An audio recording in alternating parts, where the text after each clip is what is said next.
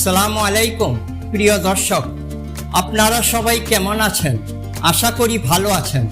আমিও আল্লাহর রহমতে ভালো আছি। আমি সাইফুল ইসলাম মাসুম। আমার চ্যানেল ফিউচার লাইফের পক্ষ থেকে আপনাদের জানাচ্ছি আন্তরিক শুভেচ্ছা ও অভিনন্দন।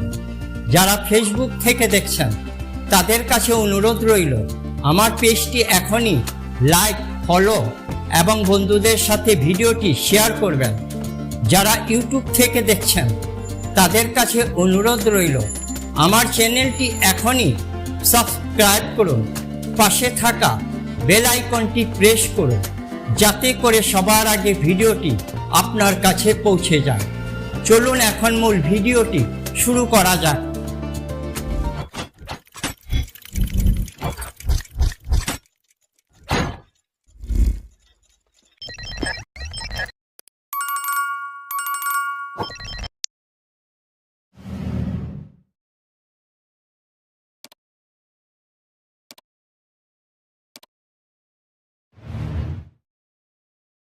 সংযুক্ত প্রজাতন্ত্রী ব্রাজিল, যা প্রচলিতভাবে ব্রাজিল নামে পরিচিত, হচ্ছে দক্ষিণ আমেরিকার সর্ববৃহৎ রাষ্ট্র।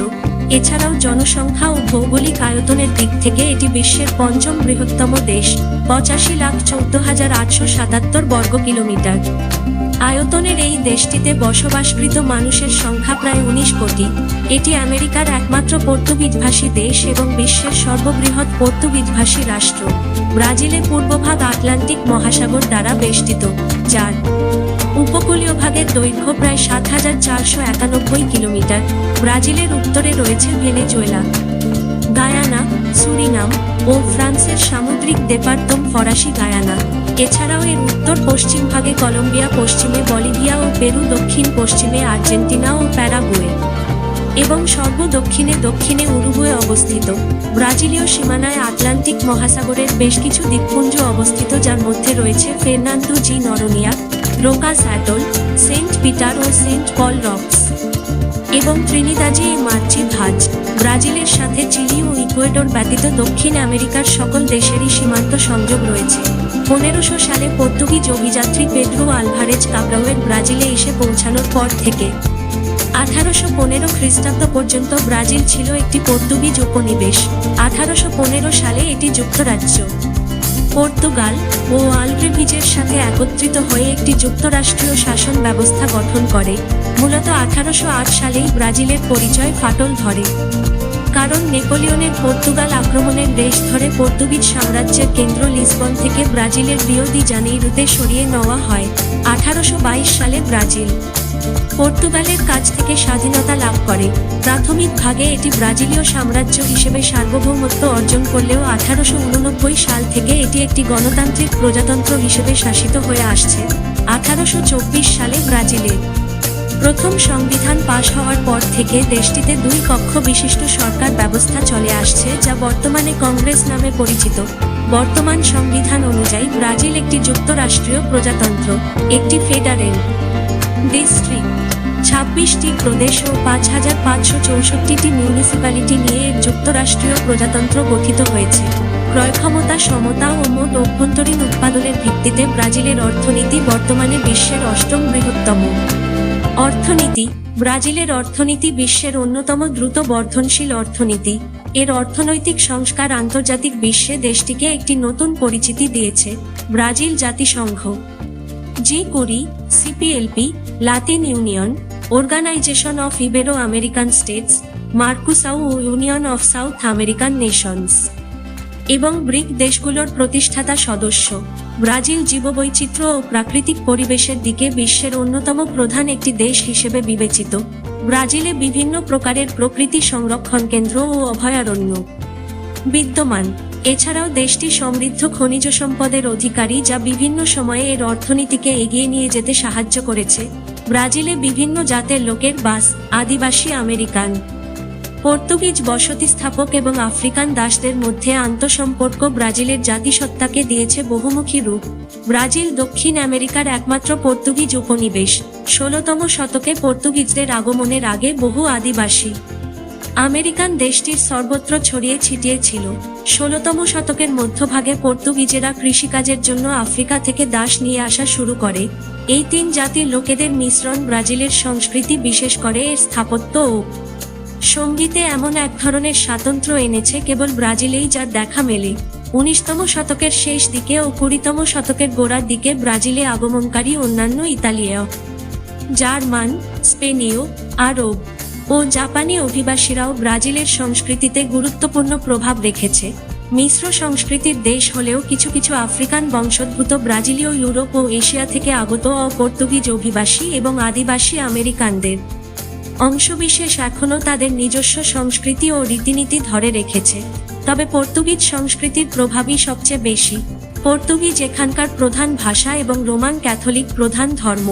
ব্রাজিল নামটির ব্যুৎপত্তি পরিষ্কার নয়। ঐতিহ্যগতভাবে ধারণা করা হয় নামটি এসেছে ব্রাজিলুর থেকে, যা এক প্রকার কাঠ উৎপাদনকারী গাছ। 16 শতকের দিকে ব্রাজিল থেকে নাবিকরা ইউরোপে এই কাঠ রপ্তানি করত। পর্তুগিজ ভাষায় ব্রাজিলুটকে পাউ ব্রাজিউ নামে ডাকা হয়, আর ব্রাজিউ শব্দটির ব্যুৎপত্তি হয়েছে জ্বলন্ত কোয়লার মতো লাল শব্দগুচ্ছ থাকে। লাতিন ভাষায় ব্রাজা শব্দের অর্থ কয়লা এবং শেষের উপসর্গটি লাতিন বা থেকে এসেছে বলে ধারণা করা হয়।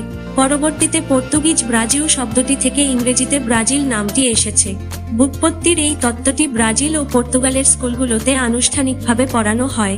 ব্রাজিলীয় পণ্ডিত জোসে আদেলিনু দা সিলভা আজেভেদুর স্বীকার্য অনুসারে ব্রাজিল শব্দটির ব্যুৎপত্তিস্থল আরও অনেক পুরনো এবং এর উৎপত্তি হয়েছে মূলত কেল্টিক বা ফিনিশীয় থেকে।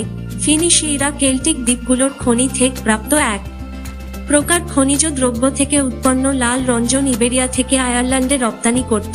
আয়ারল্যান্ডীয় পুরাণে হাই ব্রাজিল নামে পশ্চিমে অবস্থিত একটি দ্বীপের কথা উল্লেখ করা রয়েছে। টলকিন সহ কারো কারো মতে এই দ্বীপটির নাম থেকেই ব্রাজিল শব্দটির উৎপত্তি। 16 শতকে বিভিন্ন পণ্ডিতগণ এই তত্ত্বটিকে সমর্থন করেছেন। দক্ষিণ আমেরিকার আদিবাসী ভাষা গুয়ারানিতে ব্রাজিলকে পিন্দুরামা নামে ডাকা হয়। অতীতে ব্রাজিল অঞ্চলটি আদিবাসীদের কাছে এই নামেই পরিচিত হতো। পিন্দুরামা শব্দের অর্থ তাল গাছের ভূমি। 1500 খ্রিস্টাব্দের এপ্রিলে পর্তুগিজ অভিযাত্রী পেদ্রু আলভারেজ কাব্রাও পরিচালিত একটি পর্তুগিজ নৌবহর বর্তমানের ব্রাজিলে এসে পৌঁছায় এবং পর্তুগালের রাজা প্রথম মানুয়েলের নামে ভূখণ্ডটিতে পর্তুগালের অধিকার দাবি করে। সে সময় পর্তুগিজরা ব্রাজিলে বসবাসরত প্রস্তর যুগের আদিবাসীদের সাথে পরিচিত হয়। এ সকল আদিবাসীদের বেশিরভাগই কথা বলত তুপি গুয়ারানি পরিবারের বিভিন্ন ভাষায় এবং আদিবাসী গোত্রগুলো পরস্পরের মধ্যে যুদ্ধ বিগ্রহে লিপ্ত ছিল। 1532 খ্রিস্টাব্দে ব্রাজিলে প্রথম পর্তুগিজ উপনিবেশটি গোড়াপত্তন হয়। তবে 1534 সালে ডং তৃতীয় জোয়াও কর্তৃক সমগ্র অঞ্চলটি 12টি পৃথক বংশানুক্রমিক নেতৃত্বে ভাগ করে দেওয়ার মাধ্যমে কার্যকরভাবে উপনিবেশিক প্রক্রিয়া শুরু হয়। কিন্তু পরবর্তীতে এই প্রথাটি সমস্যাপূর্ণ হিসেবে চিহ্নিত হয় এবং 1549 খ্রিস্টাব্দে পর্তুগালের রাজা পুরো উপনিবেশ প্রশাসনের জন্য একজন গভর্নর জেনারেল নিয়োগ দেন। পর্তুগিজরা কিছু আদিবাসী গোত্রকে নিজেদের দলে নেয়, অপরদিকে বাকিদেরকে ত্রাদাস হিসেবে বশ্যতা স্বীকার করতে বাধ্য করে। এছাড়াও কিছু কিছু গোত্রকে দীর্ঘ যুদ্ধে হারিয়ে ও রোগ বিস্তারের মাধ্যমে নিঃশেষ করে দেয়। ইউরোপীয় রোগের সংক্রমণ প্রতিরোধের উপায় সে সকল আদিবাসীদের জানা ছিল না, তাই খুব সহজেই তারা রোগাক্রান্ত হয়। 16তম শতকের মধ্যভাগে উপনিবেশিকেরা উত্তর পূর্ব উপকূলের ভালো মাটি ও ক্রান্তীয় জলবায়ুর সুযোগ নিয়ে সেখানে চিনির প্ল্যান্টেশন স্থাপন করে। সে সময় চিনি ছিল ব্রাজিলের সবচেয়ে গুরুত্বপূর্ণ রপ্তানি পণ্য। আন্তর্জাতিক বাজারের ক্রমবর্ধমান চাহিদার সাথে তাল মিলিয়ে উৎপাদন বৃদ্ধির লক্ষ্যে পর্তুগিজরা আফ্রিকান দাসদেরও ব্রাজিলে নিয়ে আসা শুরু করে। ফরাসিদের সাথে যুদ্ধের মাধ্যমে পর্তুগিজরা তাদের দখলকৃত ভূখণ্ড ধীরে ধীরে আরও বিস্তৃত করতে থাকে। 1957 সালে তারা দক্ষিণ পূর্ব দিকে অবস্থিত রিও দি জানেইরো ও 1615 সালে উত্তর পশ্চিমে অবস্থিত সাও লুইসে নিজেদের নিয়ন্ত্রণ প্রতিষ্ঠা করে। 1669 খ্রিস্টাব্দ থেকে তারা আমাজন অরণ্য অভিমুখে অভিযান শুরু করে ও ওই অঞ্চলে অবস্থিত ব্রিটিশ ও ওলন্দাজ উপনিবেশগুলোর নিয়ন্ত্রণ গ্রহণ করে। নিয়ন্ত্রণ লাভের পর পর্তুগিজরা অঞ্চলগুলোতে নিজেদের গ্রাম ও দুর্গ প্রতিষ্ঠা করার মাধ্যমে নিয়ন্ত্রণকে আরও সুসংহত করে। 1680 খ্রিস্টাব্দে তাদের এই অভিযান সর্বদক্ষিণে বিস্তৃত হয়। সেখানে রিও দে লা প্লাতা নদীর তীরে তারা সাক্রামেন্তো শহরের গোড়াপত্তন করে, বর্তমানে যা উরুগুয়ের অংশ। 17 শতকের শেষভাগে ব্রাজিলের চিনি রপ্তানির পরিমাণ কমতে থাকে। তবে 1690 এর দশকে ব্রাজিলের দক্ষিণ পূর্ব ভাগে বেশ কিছু স্বর্ণখনি আবিষ্কৃত হয়। পর্তুগিজ ভাষায় বান্দিরাঞ্চিস নামে পরিচিত এই পর্তুগিজ স্কাউটরা বর্তমান ব্রাজিলের মাতু গ্রোসো ও গোয়াস অঞ্চলে স্বর্ণখনির সন্ধান পান। তৎকালীন সময়ে জায়গাটির নামকরণ করা হয় মিনাস জেরাইস, যা বর্তমানে ব্রাজিলের একটি প্রদেশ। স্বর্ণখনি আবিষ্কারের ফলে চিনি রপ্তানি কমে যাওয়া থেকে সৃষ্ট অর্থনৈতিক বিপর্যয় থেকে পর্তুগিজ উপনিবেশ রক্ষা পায়। এছাড়াও স্বর্ণখনিতে কাজের উদ্দেশ্যে সমগ্র ব্রাজিল সহ পর্তুগাল থেকে হাজার হাজার অভিবাসী এই অঞ্চলে পাড়ি জমায়। এই সময়ে দেশের অভ্যন্তরভাগে বসতি স্থাপিত হয় এবং অর্থনীতি ও জনসংখ্যার প্রধান কেন্দ্র দেশের উত্তর পূর্ব থেকে দক্ষিণ পূর্ব অংশে স্থানান্তরিত হয়। স্পেনীয় উপনিবেশিক শাসকগণ এই অঞ্চলে পর্তুগিজ উপনিবেশের সম্প্রসারণে বাধা প্রদান করে আসছিল। 1494 সালে স্পেন অধিকৃত ভূখণ্ডে পর্তুগিজদের উপনিবেশ সম্প্রসারণ রোধে উভয় পক্ষের মধ্যে তর্দিজিলাস চুক্তি স্বাক্ষরিত হয়। 1977 সালে স্পেনীয়রা পর্তুগিজ অধিকৃত বান্দা ওরিয়েন্টাল নিজেদের দখলে আনতে সমর্থ হয়, যদিও পরবর্তীকালে এই বিজয় নিষ্ফল বলে প্রতীয়মান হয়, কারণ ওই বছরেই পর্তুগিজ ও স্পেনীয় সাম্রাজ্যের ভেতর প্রথম সান লিদিফোনসো চুক্তি স্বাক্ষরিত হয়। এই চুক্তি অনুসারে এই অঞ্চলের পর্তুগিজদের সম্প্রসারিত সকল অঞ্চলে পর্তুগালের সার্বভৌমত্ব নিশ্চিত হয়। বর্তমান ব্রাজিলের সীমানাও মূলত এই সম্প্রসারিত ভূখণ্ডের সীমানার প্রতি লক্ষ্য রেখেই নির্ধারিত হয়েছে। 1808 খ্রিস্টাব্দে পর্তুগিজ রাজ পরিবার পর্তুগালে অনুপ্রবেশকৃত নেপোলিয়নের সেনাবাহিনীকে তাড়ানোর চেষ্টা করছিল। সে সময় নেপোলিয়নের সেনাবাহিনী পর্তুগাল সহ মধ্য ইউরোপের বেশিরভাগ স্থানেই নিজেদের প্রাধান্য প্রতিষ্ঠিত করতে সমর্থ হয়েছিল। প্রতিকূল পরিস্থিতিতে নিরাপত্তার উদ্দেশ্যে রাজ পরিবার নিজেদেরকে ব্রাজিলের রিউ দি জানেইরোতে সরিয়ে নেয়। ফলশ্রুতিতে এটি সম্পূর্ণ পর্তুগিজ সাম্রাজ্যের কেন্দ্র হয়ে ওঠে। 1815 সালে ডম ষষ্ঠ জোয়াও তার অকর্মক্ষম মায়ের পক্ষে রিজেন্ট হিসেবে ব্রাজিলকে পর্তুগিজ উপনিবেশ থেকে উন্নীত করে পর্তুগালের সাথে একত্রিত একটি সার্বভৌম যুক্তরাজ্যীয় রাজতন্ত্র প্রতিষ্ঠা করেন, যার নাম হয় United Kingdom of Portugal, Brazil and the Algarves. 1809 সালে পর্তুগিজরা ফরাসি গায়ানা দখল করে। এছাড়াও 1816 সালে ইস্টার্ন স্ট্রিপও তারা নিজেদের দখলে নেয় ও কিসপ্লাতিনা নামে নামকরণ করে।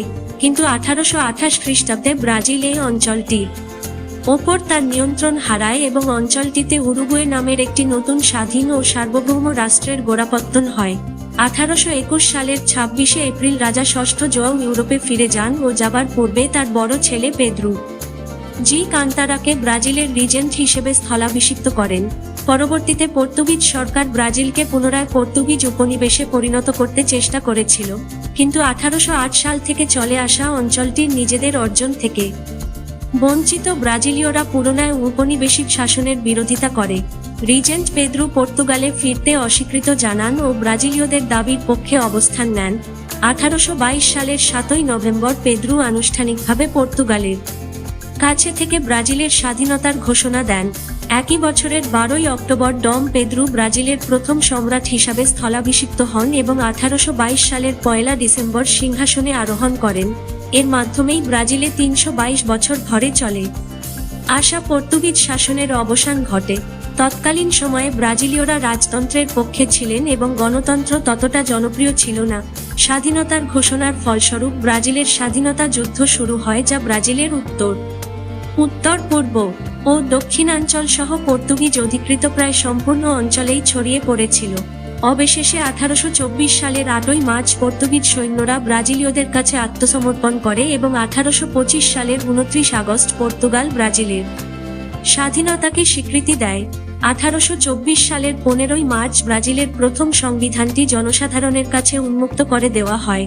জনসাধারণের কাছে উন্মুক্ত করার পূর্বে এটি মিউনিসিপ্যালিটি কাউন্সিলগুলোর অনুমোদন লাভ করে। 1831 সালের 1 এপ্রিল প্রথম পেদ্রু সিংহাসন ছেড়ে দেন ও তার কন্যার রাজত্ব পুনরায় দাবি করার উদ্দেশ্যে পর্তুগালে পাড়ি জমান। যাবার পূর্বে তিনি তার 5 বছর বয়সী ছেলেকে সিংহাসনের উত্তরাধিকার হিসেবে নির্বাচিত করে যান, যিনি পরবর্তীতে ডম দ্বিতীয় পেদ্রু নামে সিংহাসনে আরোহণ করেন। যেহেতু নতুন সম্রাটের রাষ্ট্র পরিচালনার জন্য প্রয়োজনীয় আইনগত সাবালকত্ব অর্জনের জন্য সময়ের প্রয়োজন ছিল, তাই এই সময়ে রাষ্ট্র পরিচালনার উদ্দেশ্যে রিজেন্সি পদ্ধতি চালু করা হয় ও সম্রাটের পক্ষে রাষ্ট্র পরিচালনার জন্য রিজেন্ট নিয়োগ দেওয়া হয়। রিজেন্সি চালুর পর ব্রাজিলের বিভিন্ন রাজনৈতিক গোষ্ঠীর মধ্যে মতবিরোধ দেখা দেয়, যা বিভিন্ন ক্ষেত্রে বিদ্রোহের রূপ নেয়। এটি রিজেন্সি ব্যবস্থাটিকে বেশ অস্থিতিশীল করে তোলে ও রিজেন্টদের শাসনে ব্রাজিল প্রায় অরাজক একটি রাষ্ট্রে পরিণত হয়। বিদ্রোহের ফলস্বরূপ কিছু কিছু প্রদেশ ব্রাজিল থেকে আলাদা হয়ে নিজেদের স্বাধীন প্রজাতন্ত্র গঠন করে, যদিও এই সকল গোষ্ঠীর বিদ্রোহটি সত্যিকার অর্থে রাজতন্ত্রের বিপক্ষে ছিল না। তবে এসব কিছুই বলবৎ ছিল যতদিন দ্বিতীয় পেদ্রু নিজের রাষ্ট্রভার গ্রহণে অসমর্থ ছিলেন। এমতাবস্থায় রাষ্ট্রীয় অখণ্ডতা নিশ্চিত করার উদ্দেশ্যে দ্বিতীয় পেদ্রুর আইনগত সাবালকত্ব অর্জনের বয়স কমিয়ে আনার সিদ্ধান্ত হয় এবং তিনি শাসনভার গ্রহণ করেন। 14 বছর বয়সে সিংহাসনে আরোহণের পর তিনি একটানা 58 বছর সিংহাসনে অধিষ্ঠিত ছিলেন। তার রাজত্বকালে দেশটিতে অভ্যন্তরীণ শান্তি শৃঙ্খলা বজায় থাকার পাশাপাশি ব্যাপক অবকাঠামোগত উন্নয়নও সাধিত হয়। দ্বিতীয় পেদ্রুর 58 বছরের শাসনামলে ব্রাজিল 3টি আন্তর্জাতিক যুদ্ধে জয়লাভ করে। যুদ্ধগুলো ছিল প্লেটাইন যুদ্ধ, উরুগুয়েয়ান যুদ্ধ এবং ওয়ার অফ ট্রিপল অ্যালায়েন্স। এছাড়াও পেদ্রুর শাসনামলেই ব্রাজিল রাজতন্ত্র থেকে গণতন্ত্রের পথে অগ্রসর হয়। মূলত সফল নির্বাচন ও স্বাধীন গণমাধ্যমের ফলেই এই অর্জন সম্ভব হয়। এই 58 বছরের শাসনামলের সবচেয়ে গুরুত্বপূর্ণ অর্জনটি ছিল দাস প্রথার বিলোপ সাধন। 1850 সালে আন্তর্জাতিকভাবে দাস পরিবহনের ওপর নিষেধাজ্ঞা আরোপিত হয়। এরপরেই ব্রাজিল ধীরে ধীরে দাস প্রথা বিলোপের দিকে এগিয়ে যেতে থাকে ও শেষ পর্যন্ত 1888 সালে সম্পূর্ণরূপে দাস প্রথার বিলোপ সাধিত হয়। অবশ্য স্বাধীনতার পর থেকেই ব্রাজিলে দাসদের সংখ্যা ধীরে কমতে শুরু করেছিল। 1823 সালে মোট জনগণের 23% ছিল দাস, আর 1887 সালে এই হার নেমে আসে মাত্র 5%। 1889 সালে রাজতন্ত্রের অবলোপনের পর সরকার ব্যবস্থা পরিবর্তনের পক্ষে কেউ ততটা আগ্রহী ছিল না। দ্বিতীয় পেদ্রু তখনও জনসাধারণের মাঝে যথেষ্ট জনপ্রিয় ছিলেন, কিন্তু তার নিজের ইচ্ছাতেই রাজতন্ত্রের সমাপ্তি ঘটে। তার 2 ছেলের মৃত্যুর পর পেদ্রুর মনে হয়েছিল এই রাজত্ব তার মৃত্যুর সাথেই শেষ হয়ে যাবে। রাজত্ব রক্ষার ব্যাপারে তিনি খুব আগ্রহী ছিলেন না, তাই তিনি নিজে এটি রক্ষার ব্যাপারে কিছু করেননি ও কাউকে কিছু করতেও দেননি। দাস প্রথা বিলোপের সময়ের বিরোধিতাকারীরা সশস্ত্র বাহিনীকে ব্যবহার করে যাতে কোনো প্রকার সামরিক কূ ঘটাতে না পারে, তা ঠেকাতেই মূলত তিনি গণতন্ত্রের পথে অগ্রসর হন। দেশটির সঙ্গে অন্যান্য দেশের সুসম্পর্ক রয়েছে। এই দেশের পাসপোর্টে 110টি দেশে বিনা ভিসায় ভ্রমণ করা যায়, যা পাসপোর্ট শক্তি সূচকে 12তম স্থানে রয়েছে। আন্তর্জাতিক অর্থ তহবিল ও বিশ্ব ব্যাংকের হিসাব অনুযায়ী ব্রাজিলের অর্থনীতি দক্ষিণ আমেরিকার সর্ববৃহৎ বাজার বিনিময়ের ভিত্তিতে বিশ্বের 8ম বৃহত্তম ও ক্রয়ক্ষমতা সমতার ভিত্তিতে বিশ্বের 7ম বৃহত্তম অর্থনীতি। ব্রাজিলের অর্থনীতি একটি মিশ্র অর্থনীতি। দেশটির যথেষ্ট পরিমাণ প্রাকৃতিক সম্পদ রয়েছে, যা এর অর্থনীতির উন্নয়নে ভূমিকা রেখেছে। গড় অভ্যন্তরীণ উৎপাদনের ভিত্তিতে ধারণা করা হয় সামনের কয়েক দশকে ব্রাজিলের অর্থনীতি বিশ্বের 5টি বৃহত্তম অর্থনীতির একটি হিসেবে পরিণত হবে। এর বর্তমান গড় অভ্যন্তরীণ উৎপাদন হচ্ছে $10,200, যা বিশ্ব ব্যাংকের হিসাব অনুযায়ী বিশ্বে 64তম। ব্রাজিলের বৃহৎ ও উন্নত কৃষি, খনি শিল্প, উৎপাদন ব্যবস্থা এবং সেবা খাত রয়েছে। সেই সাথে দেশটিতে শ্রমিকের প্রাচুর্যও বিদ্যমান। ব্রাজিলের রপ্তানি খাত অত্যন্ত দ্রুত বিস্তৃত ও বিকশিত হচ্ছে এবং টাইকুনের একটি নতুন প্রজন্ম তৈরি করছে। ব্রাজিলের মূল রপ্তানি পণ্যগুলোর মধ্যে রয়েছে উড়োজাহাজ, ইলেকট্রনিক সামগ্রী, গাড়ি, ইথানল, টেক্সটাইল, পাদুকা, লৌহ আকরিক, ইস্পাত, কফি, কমলার রস, সয়াবিন এবং কর্ন বিফ। দেশটি ক্রমান্বয়ে আন্তর্জাতিক অর্থ ও পণ্যবাজারে নিজের উপস্থিতি আরও বিস্তৃত করে চলেছে। এছাড়াও ব্রাজিল উত্থানশীল অর্থনৈতিক শক্তির দেশগুলোর সংগঠন ব্রিকের সদস্য। 1994 সাল থেকে মুদ্রা হিসেবে ব্রাজিলীয় রিয়াল ব্যবহার করে আসছে। 1997 সালে পূর্ব এশিয়া, 1998 সালে রাশিয়া এবং এর রেশ ধরে বহুস্থানে সৃষ্ট অর্থনৈতিক সংকটের কারণে ব্রাজিলের কেন্দ্রীয় ব্যাংকের মুদ্রা নীতি সাময়িকভাবে পরিবর্তন করে। বিনিময়ের হারের অব্যাহত দরপতনের ফলে সৃষ্ট মুদ্রা সংকট মোকাবেলার জন্য কেন্দ্রীয় ব্যাংক সাময়িকভাবে মুদ্রা বিনিময় হার নির্দিষ্ট করে দেয়। পরবর্তীতে পরিস্থিতি স্বাভাবিক হলে 1999 সালের জানুয়ারিতে ব্রাজিল পুনরায় মুক্তবাজার বিনিময় হারে ফিরে যায়। অর্থনৈতিক জটিলতা কাটিয়ে ওঠার জন্য ব্রাজিল 2002 এর মধ্যভাগে আন্তর্জাতিক মুদ্রা তহবিলের কাছ থেকে $30.4 বিলিয়ন একটি রেকর্ড পরিমাণ ঋণ সহায়তা লাভ করে। 2006 সাল পর্যন্ত এই ঋণ পরিশোধের সুযোগ থাকলেও ব্রাজিলের কেন্দ্রীয় ব্যাংক 2005 সালেই IMF এই ঋণ পরিশোধ করে। সাম্প্রতিককালে ব্রাজিলের কেন্দ্রীয় ব্যাংক দেশটির যে সকল বিষয় মোকাবেলা করেছে তার মধ্যে রয়েছে স্বল্পমেয়াদী বিনিয়োগের পুঁজির পরিমাণ আনুমানের চেয়ে বেশি হারে বৃদ্ধির ফলে সৃষ্ট জটিলতা। এর ফলেই ওই সময়কালে মার্কিন ডলারের বিপরীতে ব্রাজিলীয় রিয়ালের দরপতন ঘটেছিল বলে ধারণা করা হয়। তবে দীর্ঘমেয়াদে সরাসরি বৈদেশিক বিনিয়োগকৃত অর্থ অনুমানের চেয়ে কম হারে উৎপাদন প্রক্রিয়ায় প্রভাব ফেলেছিল। 2007 সালে এর আনুমানিক পরিমাণ ছিল $193.8 বিলিয়ন মার্কিন ডলার। বর্তমানে ব্রাজিলের কেন্দ্রীয় ব্যাংকের মূল দায়িত্বের মধ্যে রয়েছে স্বল্পমেয়াদী ঋণে সুদের পরিমাণ মুদ্রানীতির আওতায় নিয়ে আসার মাধ্যমে দেশটির মুদ্রাস্ফীতির হার পর্যবেক্ষণ ও নিয়ন্ত্রণ। ব্রাজিলে বিস্তৃত বৈচিত্র্যময় পরিবহন ব্যবস্থা বিদ্যমান। জনপরিবহন ও পণ্য পরিবহনে মূলত সড়ক পথই ব্যবহৃত হয়। 2002 সালের হিসাব অনুযায়ী ব্রাজিলের বিদ্যমান সড়ক পথের মোট দৈর্ঘ্য 19,90,000 কিলোমিটার। 1967 থেকে 2002 সাল পর্যন্ত 35 বছরে দেশটিতে পাকাকৃত সড়কের দৈর্ঘ্য 35,496 কিলোমিটার থেকে বেড়ে হয়েছে 1,84,140 কিলোমিটার। সড়ক পথের সম্প্রসারণের দিকে বেশি নজর দেওয়ায় 1945 সাল থেকে ধীরে ধীরে ব্রাজিলের রেল পরিবহন ব্যবস্থার পরিধি সংকুচিত হয়েছে। 1970 সালে দেশটির রেললাইনের সর্বমোট দৈর্ঘ্য ছিল 31,848 কিলোমিটার এবং 2002 সালে এসে এই দৈর্ঘ্য হয় 30,875 কিলোমিটার। রেলওয়ে ব্যবস্থার বেশিরভাগ অংশ সরকারি মালিকানাধীন ফেডারেল রেলরোড কর্পোরেশনের আয়ত্তাধীন, কিন্তু 1997 সালে সরকার 7টি লাইন বেসরকারি মালিকানায় ছেড়ে দেয়। সাও পাইলো মেট্রা ব্রাজিলের প্রথম পাতাল রেল পরিবহন ব্যবস্থা। অন্যান্য পাতাল রেল পরিবহন ব্যবস্থার মধ্যে আছে রিউ দি জানেইরো, পোর্তো আলেগ্রে, হেসিফি, বেলো হরাইজোন্তে, ব্রাসিলিয়া, তেরেসিনা, ফর্তালিজা এবং সালভাদোর। ব্রাজিলে প্রায় 2,500 বিমানবন্দর ও বিমান অবতরণের স্থান রয়েছে, যা যুক্তরাষ্ট্রের পর বিশ্বের দ্বিতীয় সর্বোচ্চ। সাও পাউলো শহরের কাছে অবস্থিত সাও পাউলো গুয়ারুলহোস আন্তর্জাতিক বিমানবন্দর ব্রাজিলের সর্ববৃহৎ ও ব্যস্ততম বিমানবন্দর। দেশটির অভ্যন্তরীণ জনপ্রিয় ও বাণিজ্যিক পরিবহনের একটি বড় ও বৈচিত্র্যময় অংশ এই বিমানবন্দরে সম্পন্ন হয়। এছাড়াও আন্তর্জাতিকভাবে এই বিমানবন্দরটি ব্রাজিলকে বিশ্বের সকল বড় শহরগুলোর সাথে যুক্ত করেছে। উপকূলের পরিবহন সংযোগগুলো দেশটির স্বতন্ত্র অংশ। বলিভিয়া ও প্যারাগুয়ের সান্তোসের বন্দরগুলো মুক্তভাবে ব্যবহারের অনুমতি রয়েছে। ব্রাজিলের 36টি গভীর জল বন্দর রয়েছে, যার মধ্যে সান্তোস, ইতাজাই, রিউ গ্রাদ, পারানাগুয়া, রিউ দি জানেইরো, শেপেতিবা, ভিটোরিয়া, সাউপে, মানাউস এবং সাও ফ্রান্সিসকো দুশোই সবচেয়ে গুরুত্বপূর্ণ। 2008 সালের গণনা অনুযায়ী ব্রাজিলের জনসংখ্যা প্রায় 19 কোটি।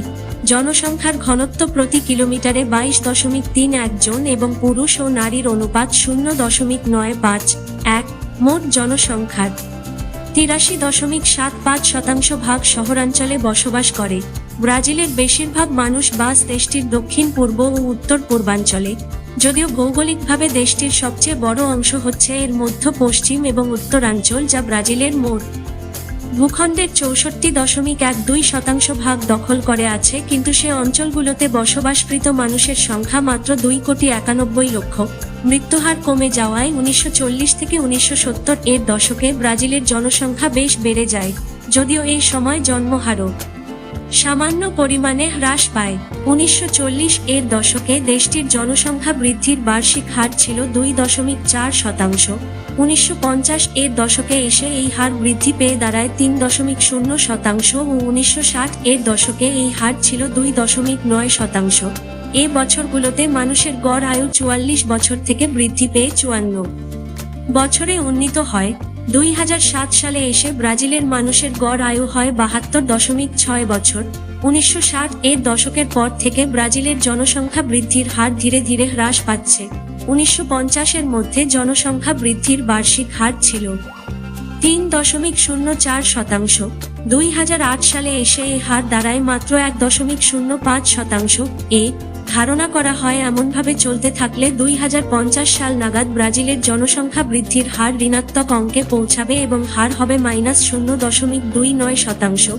ব্রাজিলের ইনস্টিটিউট অফ জিওগ্রাফি অ্যান্ড স্ট্যাটিস্টিক্সের 2008 সালের গণনা অনুসারে মোট জনসংখ্যার 48.43% ভাগ নিজেদেরকে শ্বেতাঙ্গ হিসেবে বর্ণনা করেছে এবং 43.80% ভাগ বাদামি, 6.84% কৃষ্ণাঙ্গ, 0.58% এশীয় এবং 0.28% নিজেদের আমেরিন্ডিয়ান হিসেবে পরিচয় দিয়েছে।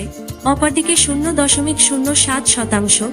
2007 সালে জাতীয় ইন্ডিয়ান ফাউন্ডেশনের এক প্রতিবেদনে ব্রাজিলে 67টি ভিন্ন উপজাতীয় গোত্রের অবস্থান উল্লেখ করা হয় যাদের সাথে কোনো রাষ্ট্রীয় যোগাযোগ নেই। 2004 সালে যোগাযোগহীন এই সকল গোত্রের সংখ্যা ছিল 40। ব্রাজিলে বিশ্বের সবচেয়ে বেশি অযোগাযোগকৃত মানুষের বাস করে বলে ধারণা করা হয়। ব্রাজিলের বেশিরভাগ মানুষ দেশটির আদিবাসী জনগণ, পর্তুগিজ উপনিবেশক এবং আফ্রিকান দাসদের বংশোদ্ভূত।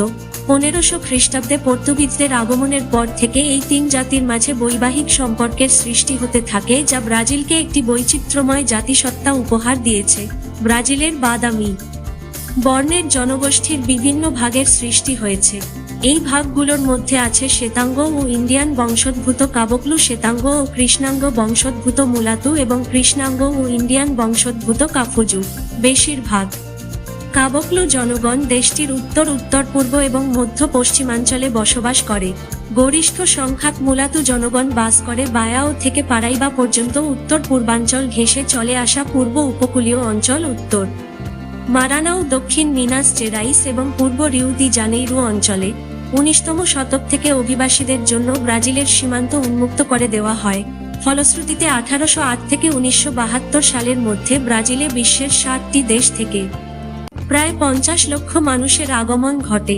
এ সকল অভিবাসীর বেশিরভাগই এসেছিল Portugal, Italy, Spain, Germany, Japan এবং মধ্যপ্রাচ্যের বিভিন্ন দেশ থেকে। 2008 সালে ব্রাজিলে সার্বিক নিরক্ষরতার হার ছিল 11.48% এবং তরুণদের ভেতর এই হার ছিল 1.74%। এই হার সবচেয়ে বেশি ছিল উত্তর পূর্বাঞ্চলে, যেখানে বেশ বড় সংখ্যক গ্রামীণ দরিদ্র জনগোষ্ঠীর বাস। গড় হিসাবে নিরক্ষরতার হার গ্রামীণ জনগণের মাঝে বেশি ও শহুরে জনগোষ্ঠীর মাঝে কম।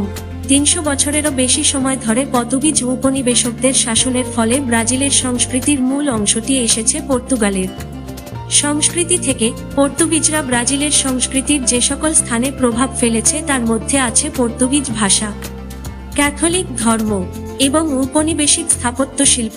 এছাড়াও ব্রাজিলের সংস্কৃতি আফ্রিকান ও আদিবাসী ইন্ডিয়ানের নিজস্ব সংস্কৃতি এবং ঐতিহ্য দ্বারাও বেশ প্রভাবান্বিত হয়েছে।